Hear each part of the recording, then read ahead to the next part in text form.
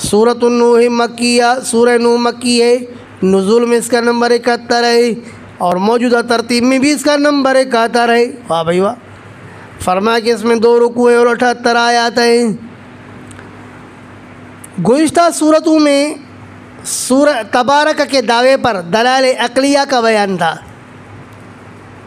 اور اس صورت میں تبارک کی دعویٰ پر کہ برکت دینے والی ذات صرف وہ اللہ کی ہے، اس دعوے پر دلیل نقلی کا بیان ہے وہ نوح علیہ السلام کا واقعہ۔ ربط آیا سمجھ میں؟ خلاصہ صورت کا اس طرح ہے کہ یہ پوری سورہ نوح جو نوح علیہ السلام کے نام پر ہے، اس میں نوح علیہ السلام کا واقعہ ہے جس میں نوح علیہ السلام کے دعوت کا بیان ہے کہ دعوت کس طرح دی، اور منکرین کے انکار اور تکبر کا بیان ہے، اور بالآخر پھر ان کے تباہی کا بیان ہے۔ اللہ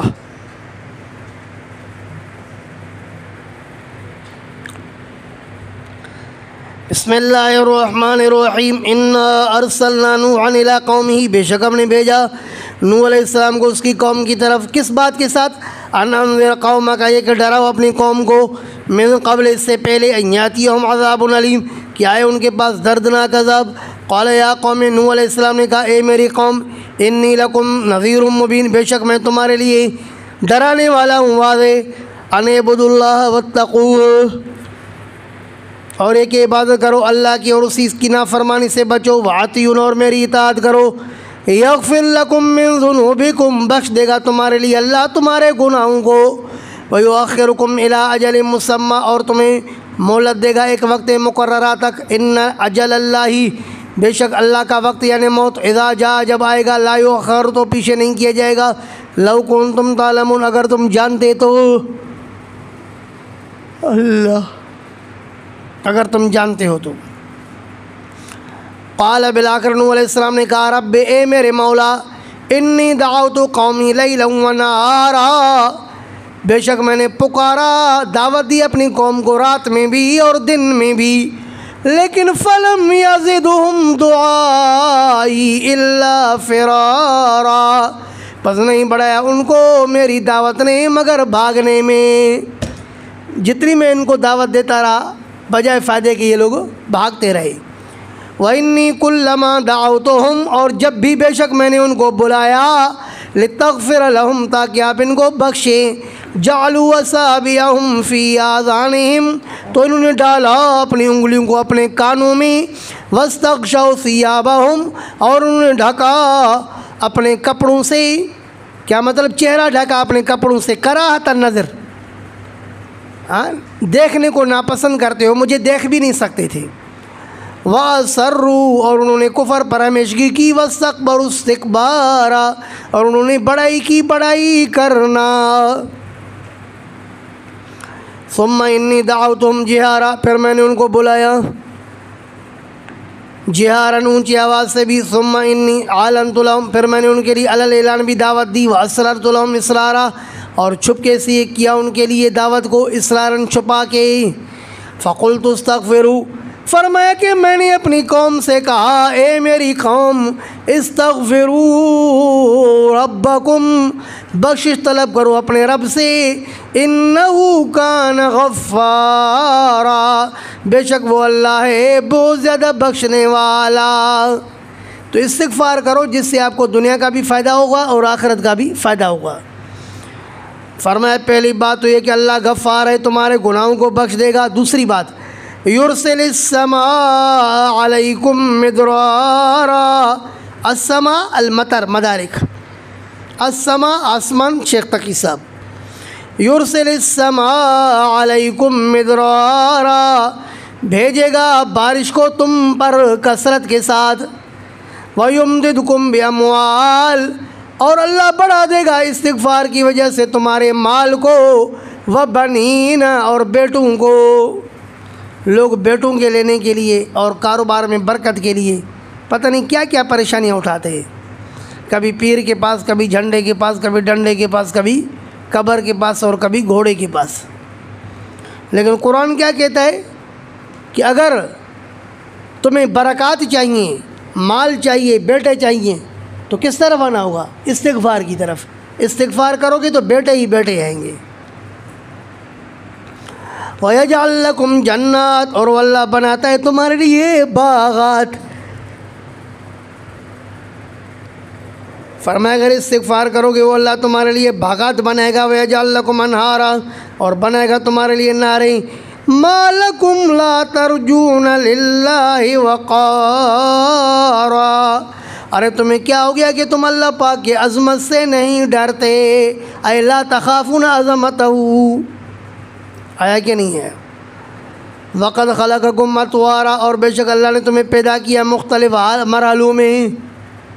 اللہ نے تمہیں پیدا کیا مختلف مرحلوں میں. کیا مطلب؟ پہلے نطفہ ہے، پھر خون ہے، پھر جمع ہوا خون، ہاں، اور پھر جو ہے گوشت کا ٹکڑا، پھر اس میں ہڈیاں، اور پھر جا کر کے روح ڈالنا. تو مختلف ادوار میں اللہ نے تمہیں پیدا فرمایا. علم تروا، کیا آپ لوگوں نے دیکھا نہیں ہے؟ کیف خلق اللہ سبع سماوات، کہ کس طرح پیدا کیا اللہ نے 7 آسمانوں کو طباقاً اوپر نیچے، یعنی تابتا. وجعل القمر فیہن نورا، اور بنایا چاند کو ان کے اندر روشنی. وجعل الشمس سراجا، اور اللہ نے بنایا سورج کو آسمان کا چراغ. واللہ انبتکم من الارض، اور اللہ وہ ذات ہے جس نے تمہیں اگایا زمین سے نباتاً اگانا. ثم یعیدکم، پھر وہ اللہ تمہیں لٹائے گا فیہا، اس زمین میں. ویخرجکم اخراجا، اور وہ اللہ پھر تمہیں نکالے گا نکالنا. واللہ جعل لکم الارض بساطا، اور اللہ وہ ذات ہے جس نے بنایا تمہارے لیے زمین کو بساطا، کشادہ. بساطاً اے مبسوطتاً، مدارک. لتسلکوا منہا، تاکہ تم چلو منہا، اس زمین میں سے. سبلا فجاجا، کشادہ راستوں پر. قال نوح رب، بلا کر نوح علیہ السلام نے کہا اے میرے رب، انہم عصونی، بے شک ان ظالموں نے میری نافرمانی کی ہے. واتبعوا من لم یزدہ مالہ، اور اتباع کیا انہوں نے اس شخص کا جس کو نہیں بڑھایا ہے اس کے مال نے، وولدہ، اور اس کی اولاد نے، الا خسارہ، مگر نقصان میں. ومکروا مکرا کبارا، اور انہوں نے سازش کی سازش بڑی. وقالوا، اور کہنے لگے نوح علیہ السلام کی قوم والے کیا؟ لا تذرن آلیتکم، ارے مت چھوڑو اپنے معبودوں کو. ولا تذرن ودا، اور مت چھوڑو ود کو. ولا سواعا، اور نہ ہی سوا کو چھوڑو. ولا یغوث، اور مت چھوڑو یغوث کو. ویعوق، اور یعوق کو. ونصرن، اور نصر کو. ان پنجتن کو نہیں چھوڑنا. 5 عدد تھے نا ان کے. شیعوں کے گھر پر وہ لعنت نہیں ہوتی 5 کی، دیکھیں نہیں 5. تو یہ پنجتن کا عدد ان کے یہاں بھی مقرر تھا. اہل سنت کے یہاں پنجتن کا عدد نہیں ہے. اہل سنت کے یہاں پنجتن پاک نہیں، بلکہ تمام کے تمام صحابہ کرام پاک کہلاتے ہیں. تو یہ جو ان کے 5 معبود بنے ہوئے تھے، ود، سوا، یغوث، یعوق اور نصر، تو میں نے اس دن بخاری کے حوالے سے بتایا تھا نا کہ ابن عباس فرماتے ہیں اسماء رجال صالحین. یہ مختصر اپنے پاس لکھ دو گے بخاری کے حوالے سے، اسماء رجال صالحین. جب مر گئے اقفوا علی قبرہ، تو لوگ ان کی قبروں پر بیٹھ گئے. تفسیر ابن کثیر. وقد اضلوا کثیرا، بے شک ان بتوں نے گمراہ کر دیا بہت ساروں کو، یعنی گمراہی کا سبب بنے نا. ولا تزد الظالمین الا ضلالا، اور مت بڑھاؤ ظالموں کو مگر گمراہی میں. مما خطیئاتہم اغرقوا، فرمایا کہ وہ اپنی خطاؤں کی وجہ سے غرق کر دیے گئے.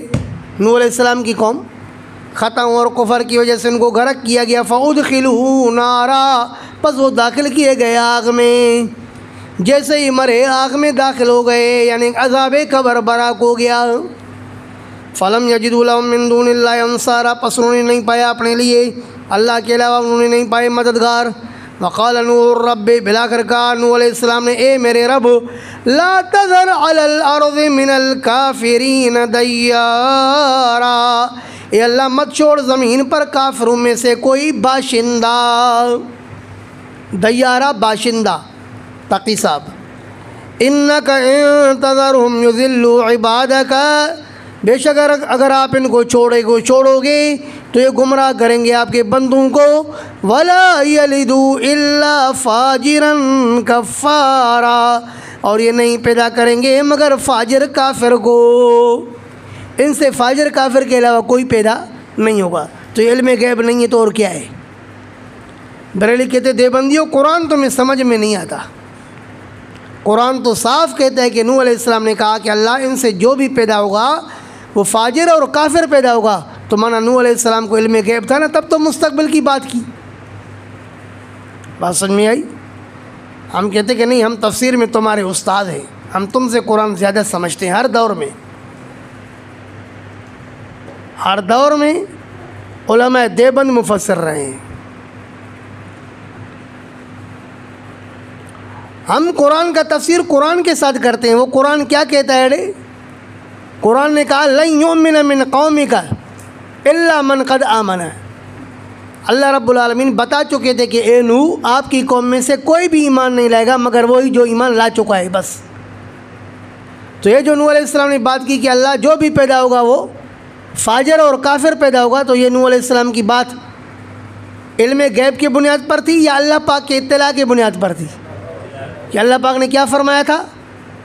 لن یؤمن من قومک الا من قد آمن. آ گئی بات سمجھ میں؟